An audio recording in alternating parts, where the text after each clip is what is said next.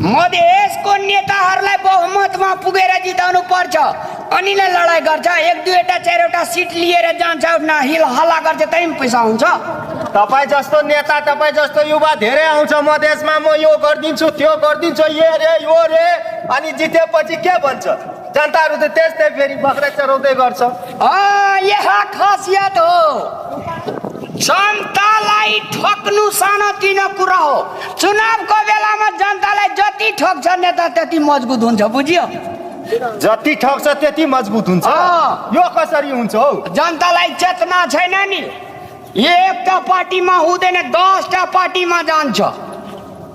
5 टका लिएर भोट दिँदैन, 5000 टका लिएर भोट दिन्छ त जनतालाई नेताले ठग्दैन त के गर्छ? उसलाई मालिक बनाउँछ। अनि तपाईँ पैसाबाट